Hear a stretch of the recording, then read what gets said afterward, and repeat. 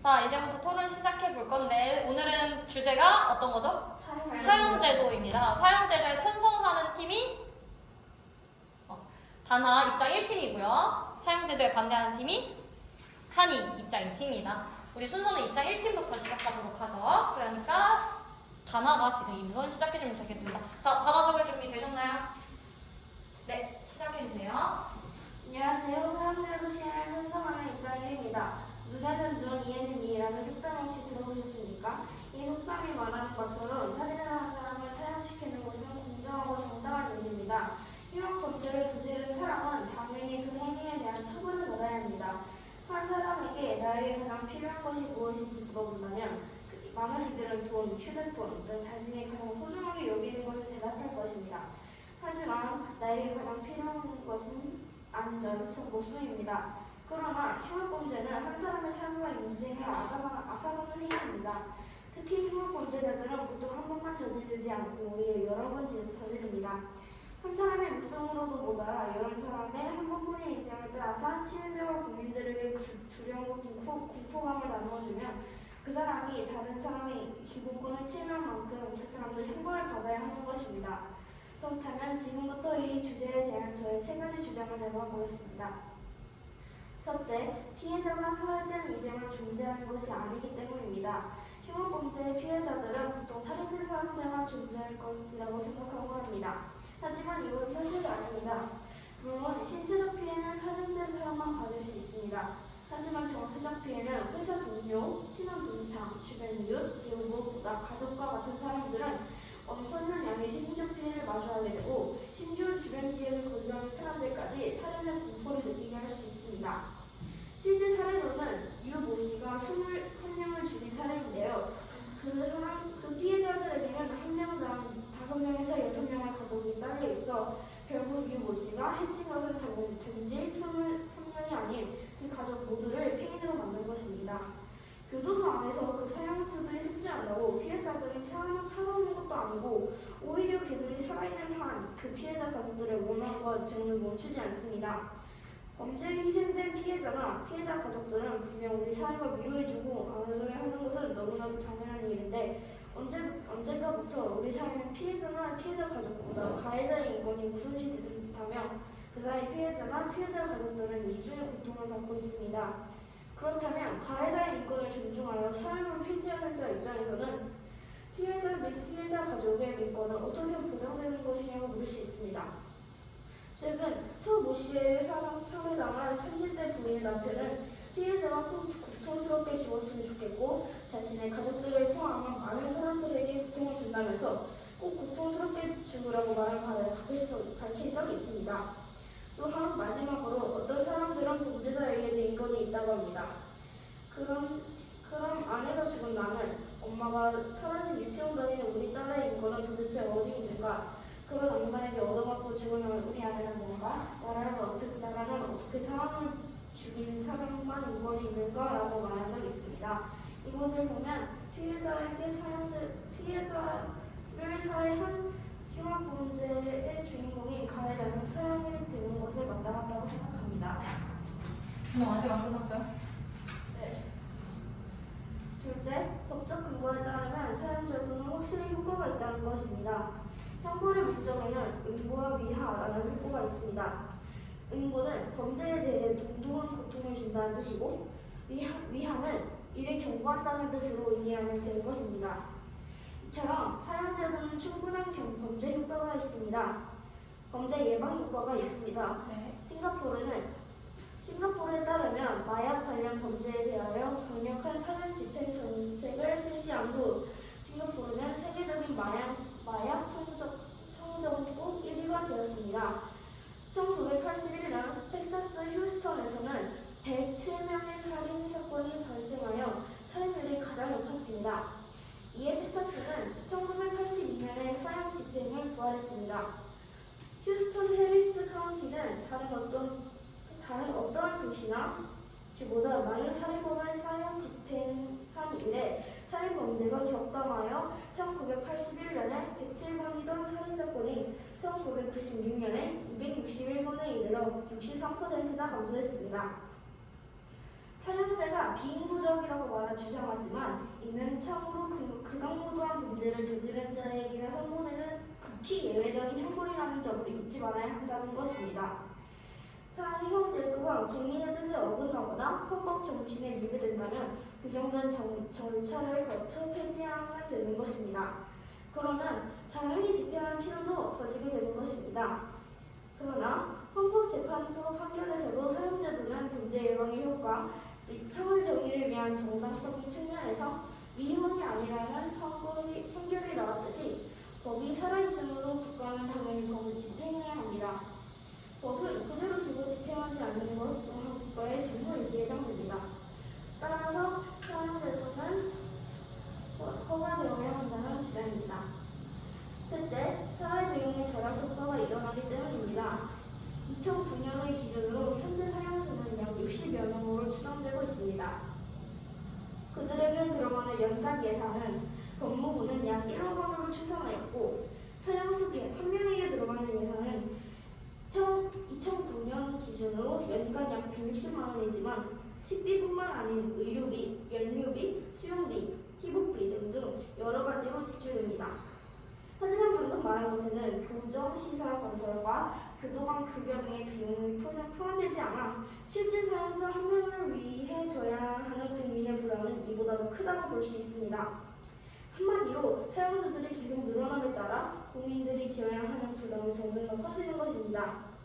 그러므로 국민들이 사형제도를 원하고 있음을 국민 10명 중 8명은 사형제도가 유지되어야 한다고 생각하는 것을 나타난 것으로 밝혀낸 국가정부가 그들에게 들어가는 세금 때문에 국민들이 지고 있는 짐을 덜기 위해 사형제도가 유지된다면 흉악한 범죄로 사회에 해를 끼친 범죄자들도 교도소에서 장기간 보호하는 데 필요한 사회적 비용의 절약 효과를 기대할 수 있습니다.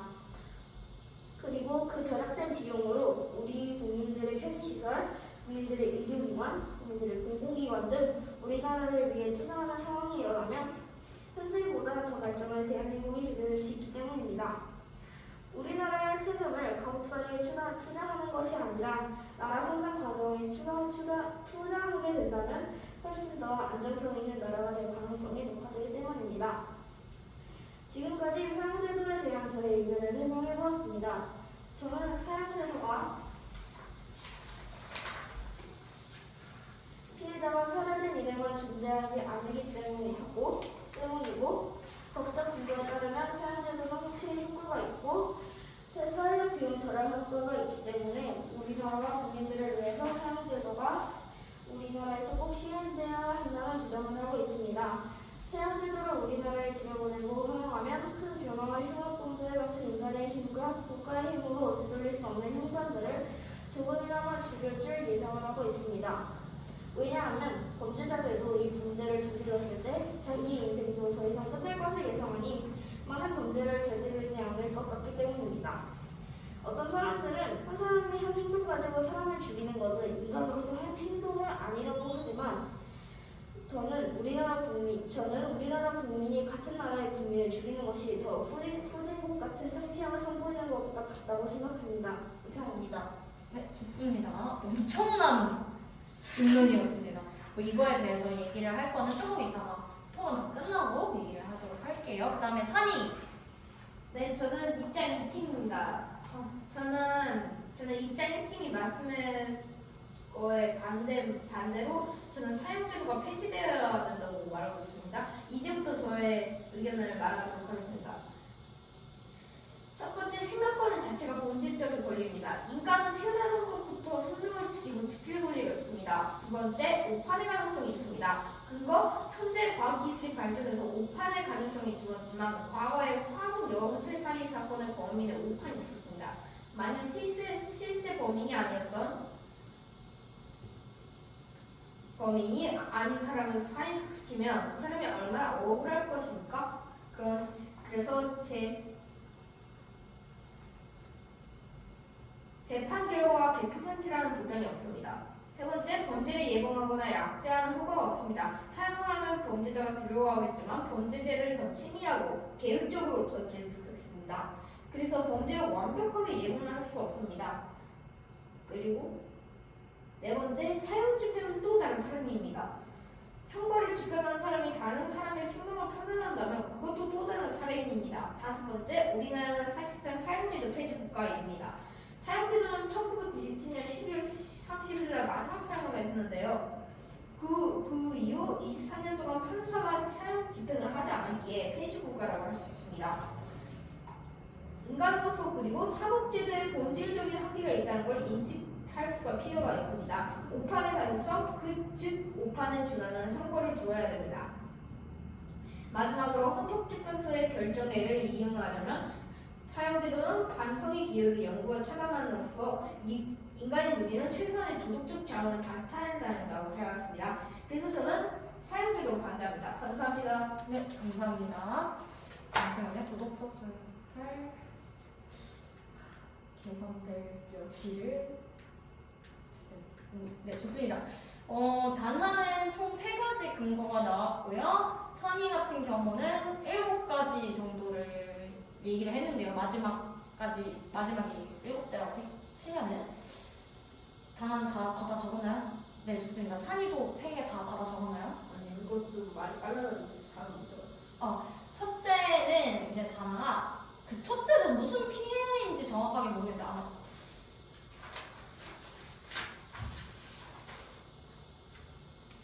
피해자가 살해된 사람들만 금지하는 것이 아니고 주변 사람들도 동등한 피해자가 될 수 있다는 주장이었습니다.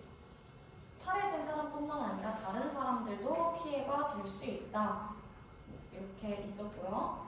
근데 뭐 중요한 논지는 가해자의 인권을 우선하느라 피해자 혹은 피해자의 가족 등의 인권이 무시되는 측면이 있다. 라는 부분이 중요한 논지였고요. 둘째가 이제 범죄 예방 효과가 있다라는 거였습니다. 이거는 산이가 3번째로 얘기한 거랑 정면으로 반대되는 얘기예요. 왜냐하면 산이는 범죄 예방 효과가 없다고 얘기를 했거든요. 그래서 이 부분이 2개가 서로 엄청나게 반대되는 부분이고요. 또 3번째로 단하가 사회 비용이 절약된다라고 있었습니다. 왜냐하면 사회 비용 절약, 우리가 교도소를 유지하고 그 사람들을 식비를 주고 또 그 앞에 교도관을 두잖아요. 못 나가게. 그 교도관들한테 월급도 줘야 되고 그런 돈들이 아깝다. 죽여버리면 사실 우리가 음식을 해줄 필요가 없잖아요. 그래서 차라리 그 음식을 해주는 돈으로 진짜 아픈 사람들 더 도와주거나 아니면 사회적 약자들한테 도움을 주거나 하는 게 더 낫다라고 얘기를 했고요. 산이 같은 경우에는 여러 가지 7가지가 있어서 다 말해드리는 어렵지만 다 받아 적었다고 하니까 7가지.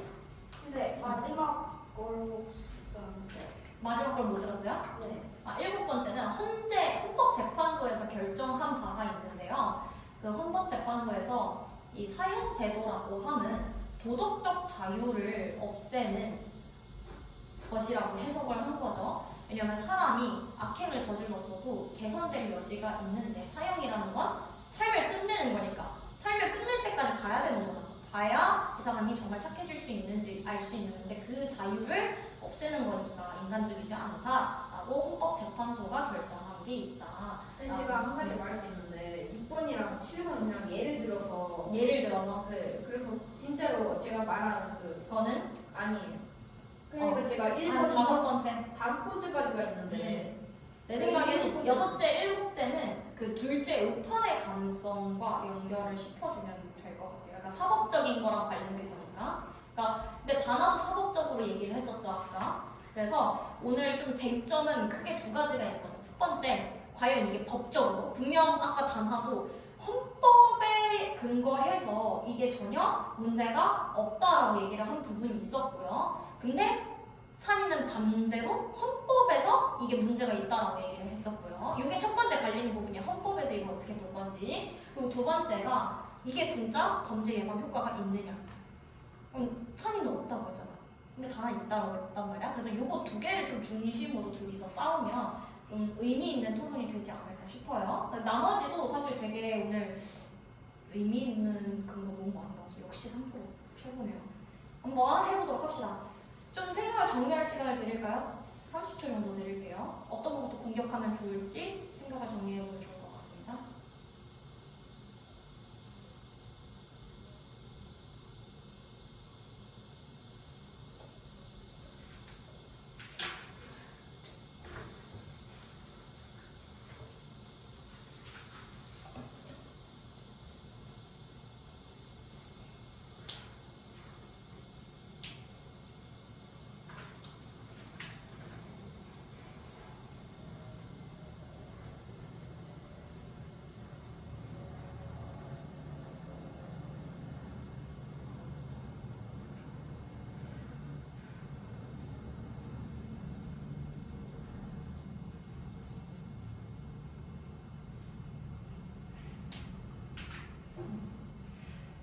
오늘 둘 다 너무 잘해왔는데 최고인데 진짜. 자, 생각 정리 더 필요한가요? 오케이, 그러면은 먼저 말할 사람 발언권을 손을 들고 얻고 그 다음에 얘기를 하도록 합시다. 네, 다나? 그 아까 범죄 예방 효과가 없다고 하셨잖아요. 네. 그런데 정확히 어떤 사례를 근거로 해서 정확한 범죄 예방 효과가 없다는 것을 알 수 있는지 궁금합니다.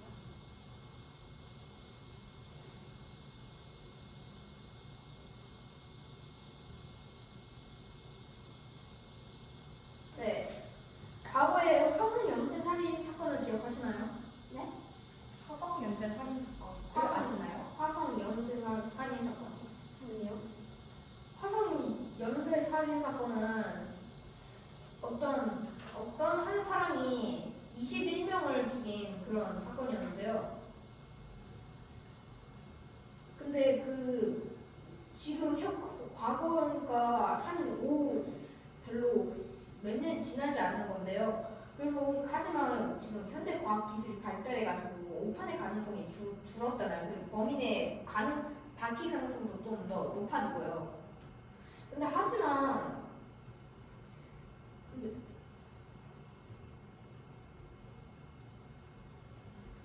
화성 연쇄살인 사건의 범인으로 찍혔다는 한 사람이 그 오판의 가능성이 다시 한번 보니까 오판이었던 거라고 되어 있어요.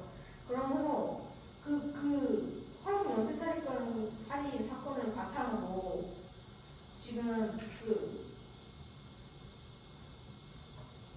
계획적으로 그 21명을 죽인 그 사람은 더 치밀하게 계획적으로 세워서 범죄를 저질렀다고 그렇게 예를 들 수가 있습니다. 답변이 되셨나요? 하지만 저 지금 약간 모순이 되는 게 있는 게 그 과학기술이 발달하셨다고 했는데 더 치밀하게 계획을 하면서 그 범죄 예방 효과가 없다라고 하셨는데 과학기술이 발달하면 더 밝힐 가능성이 높아지지 않을까요? 그 사람이 범죄를 했다는 거죠.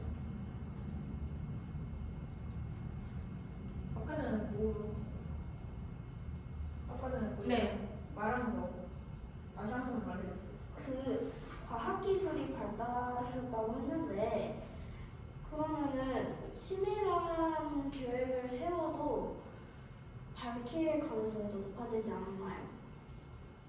그건 아니죠. 왜냐면 치밀하게 세우고 계획적으로 세웠으니까 과학기술이 아무리 높아도 치밀하게 그리고 자기 생각으로 그렇게 했으면 그리고 계획적으로 세웠다면 그리고 증거물을 남기자면 어떻게 그걸 밝힐 수가 있을까요? 하지만 증거물을 어떻게 안 알릴 수도 있죠. 그 사람의 그 주거를 찾아낼 수도 있는 충분한 과학기술도 현재는 가지고 있는 상태이고 그러면 그 사람의 흔적들을 찾아서 발자취를 따라 그 사람의 범죄 행동의 장소와 그런 사실들을 모두 종합해서 추리를 하고 나오면 범죄를 밝혀지게 되어 있습니다.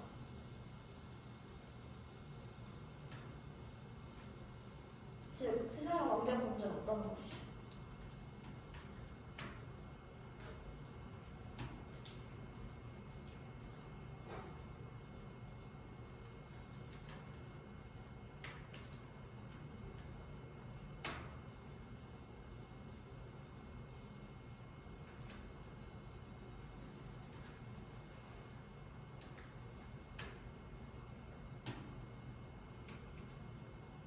상인은 뭐 궁금한 거 없나요? 근데 제가 궁금한 게 하나 있는데 완벽 범죄는 없는 것이 아닙니다. 있을 수도 있죠. 그리고 제가 예를 들면 제주도에 어떤 할머니가 있었는데 그 할머니가 갑자기 한밤중에 살해가 됐습니다. 근데 그 문도 아예 잠겨져가 있었고요. 그러면 거의 성공을 해? 그 범죄자들이 아주 치밀한 계획을 세워서 범죄를 저질러서 성공을 했던 적이 있습니다. 그런 사례가 있는데도 완벽 범죄가 없는 것은 말이 안 되는 거 아닐까요? 정확히 그 사례는 정확히 그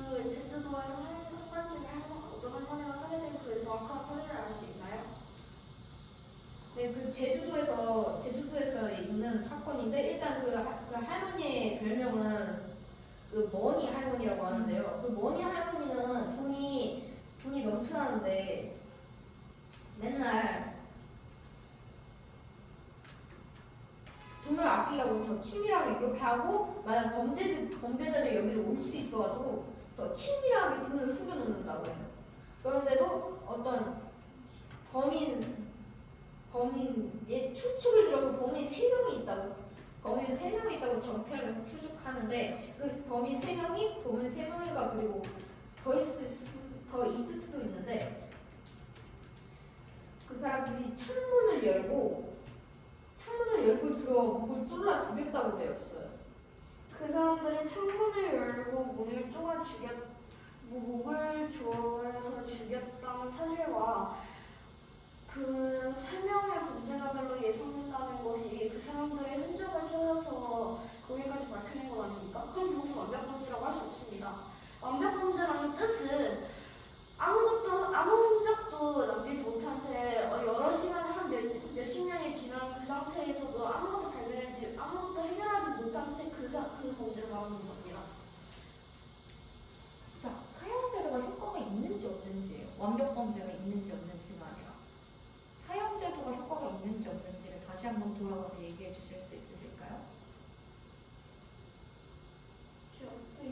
제가 한 말을 드렸는데 입장 1팀에서 사형제도는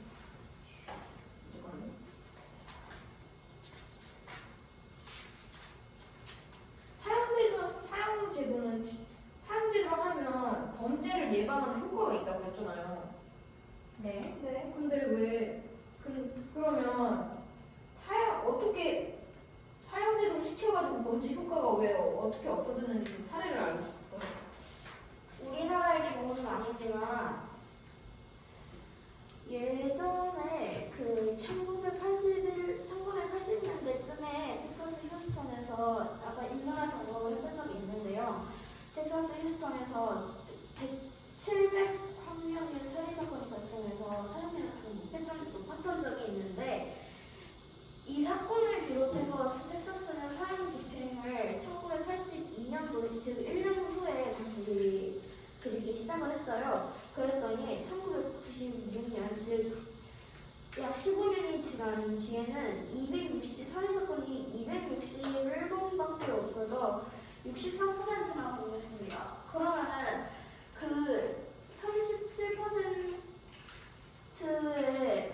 37%밖에 안 남았다는 거잖아요. 네. 그러면은 그 63%나 감소를 한 거니까 그 사이에 사는 사람들이 더 많아지는 것은 아닙니까? 그렇게 사는 사람이 더 많아지시면은 입장 이팀께서 입론에서 언급하신 첫 번째 주장에서 생명권을 더 많은 사람들에게 적용시켜줄 수 있다는 것을 알아낼 수 있습니다.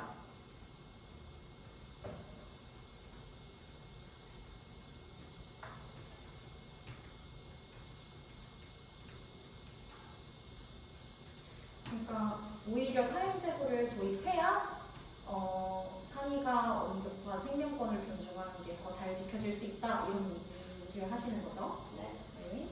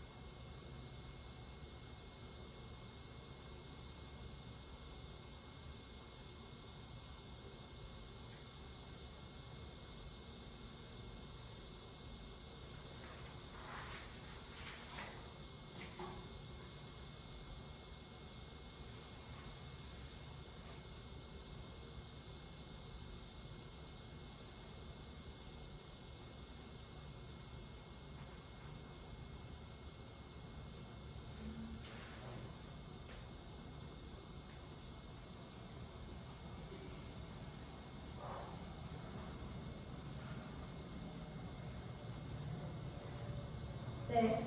음? 37%가 대부분 63% 입장 1팀께서는 63%가 내려가서 생명이 더 살 수 있다고 했는데 37%가 만약 대부분이 연쇄 살인 사건 한두 명이 아니라 다 6명을 죽인 그런 연쇄 사건이라고 예를 들면 63%가 굳이 내려갔다고 더 많은 사람이 사는 게 아니라 거의 대부분 거의 대부분 동일하게 전보다 더 작지만 거의 비슷하게 그렇게 살인 사건이 일어나지 않나요? 하지만 37%와 63%의 경우에는 거의 두 배 차이 나는 것이기 때문에 연쇄살인 사건이 일어날 가능성은 63%에 들어가는 가능성이 훨씬 높습니다. 그럼 살인자 범죄 예방 효과가 없다고 얘기한 이유는 무엇이었어요? 범죄 예방은 효과가 없다고 하는 이유는 제가 입문으로 이렇게 들어보자면 범죄를 사용하면 범죄가 들어가겠지만 범죄를 더 치밀하고 계획적으로 그리고 그렇게 세울 수 있다고 해서 저지를 수 있다. 네. 그래서 자취를 찾을 수가 없다. 그렇게 말했거든요. 네. 그러면은 우리 다음으로 넘어가서 헌법 관련해서 헌법에서 사형제도를 어떻게 바라보고 있는지 다시 한번 얘기를 해보면 어떨까 싶은데요.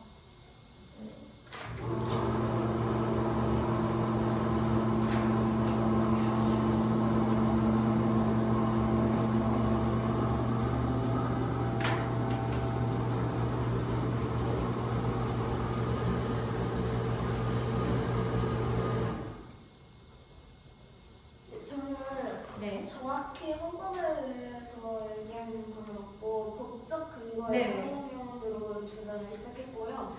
그 헌법이라는 주제가 인용에 추가되기는 했지만 이제 헌법에서 이렇게 말했으니 이렇게 해야 된다라고 정확히 발표하지는 않았고 네. 헌법재판소 판결에서 네네. 사형제도는 문제 예방 효과 및 사회 정의의 정당성 측면에서 위헌이 아니라는 판결이 나왔다라고 밝힌 있습니다. 네, 위헌이 아니다.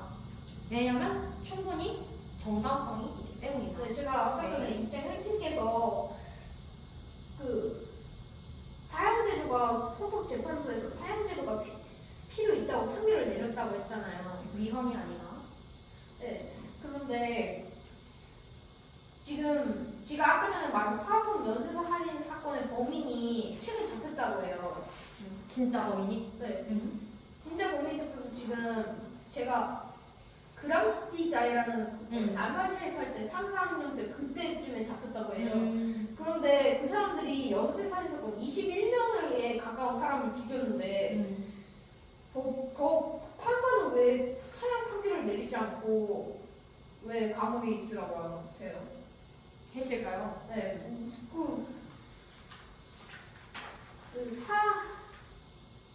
헌법에서는 그걸 사형을 사형도 좀 옳다고 했는데 21명을 죽인 연쇄 살인 사건의 그 범인을 왜 사형을 안 시키고 계속 감옥에 그대로 두나요? 그 이유가 궁금해요. 분명 이유가 있을 것이다. 그렇게 하는데 사형제도가 분명 문제가 있기 때문에 그런 거 아니겠냐 이렇게 얘기하시는 거 맞죠? 정확한 이유는 주장하지 못해서 알지는 못하십니다. 알지는 못합니다만 네. 아직 우리나라는 사형제도를 적극적으로 시행하지 않기 때문에 그런 걸로 알고 있습니다. 왜냐하면 아직 사형제도를 시행을 한다고 정확히 판결을 내린 바가 없기 때문에 그렇게 헌법재판소가 사형제도는 있어도 괜찮다라고 판결을 했어도 우리나라 국민들도 정확히 동의하지 않았고 그렇기 때문에 마음대로 사형제도를 판결하지 못합니다. 이쪽 1층에서 국민들이 동의를 안 해줘서 못한다고 했잖아요. 네. 근데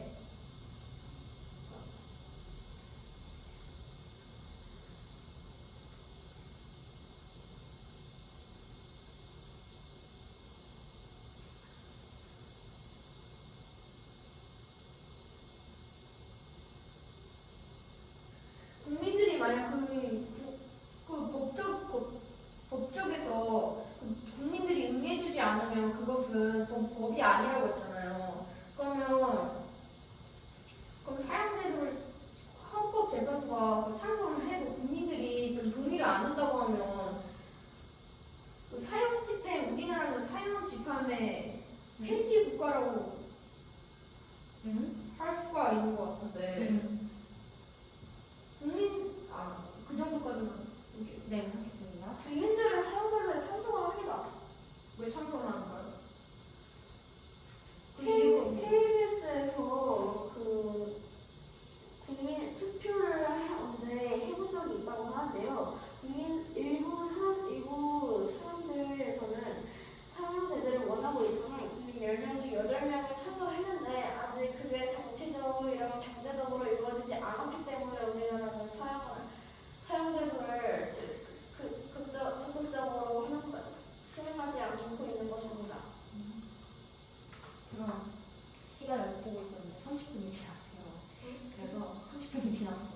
우리 수업 시간이 조금 지났어요. 그래서 간단하게 마무리만 하고 일단은 쌤이 다시 마무리할게요. 일단 서로 마지막으로 간단하게 내 주장을 얘기를 하고 그 다음에 나한테 들어온 반박 있었죠. 나를 공격한 거.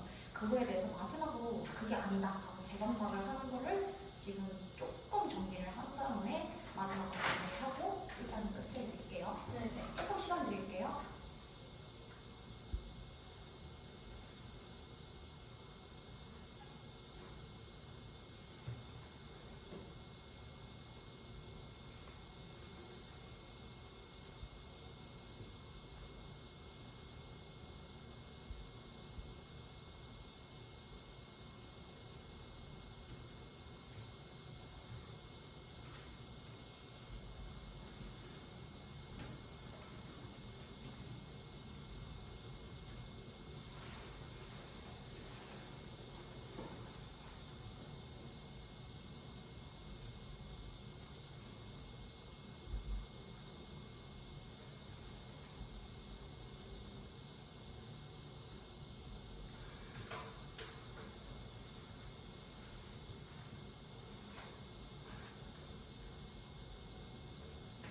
다 준비됐어요. 좋습니다. 그럼 준비된 사기부터 먼저 얘기해볼까요? 네, 아까 전에 입장 1팀께서는 국민 중에서 8명 중에서 10명이 대충 찬성한다고 했잖아요. 그래서 저는 근데 하지만 그 사형을 집행하는 사람이 있잖아요. 대충 그 형벌을 집행하는 사람이 다른 사람의 생명을 판단하고 그리고 그 형벌을 내려서 그 사람의 목숨을 이렇게 하는 것은 그것도 또 다른 살인이 아닌가요? 그리고 저의 의견은 일단 첫 번째, 두 번째, 세 번째, 네 번째, 다섯 번째까지 있는데 일단 제가 말한 것은 우리나라는 사실상 폐지 국가이고요. 그 다음에 범죄를 예방하거나 억제하는 효과가 없어서 사용 제도는 굳이 필요한 것이 아니라고 생각이 합니다. 끝났습니까? 이므로 저의 의견을 마치도록 하겠습니다. 마무리까지 좋네요. 그 다음에 하나. 저는 입장이 이팀께서 국민이 원한다. 입장 이팀께서는 그 사형도 일종의 살인이 됐다고 할 수 있기 때문에 사형도 살인이고 그 사형 당하는 사람은 다른 사람이 자기의 생명을 판단하는 것이 더 억울하다고 밝힌 바 있었는데 그러면은 사형 당하는 사람들이 피해자가 얼마나 억울할 것이고 연쇄살인범일 때는 다른 사람의 기본권을 침해한 만큼 자기로 벌을 받을 법에 의미가 담겨있기 때문에 저는 사형제도가 우리나라에 들어와도 마땅하다고 생각합니다. 여기까지입니다. 네, 좋습니다. 여기까지 마무리하도록 하겠습니다. 정말 너무 수고했어요. 일단은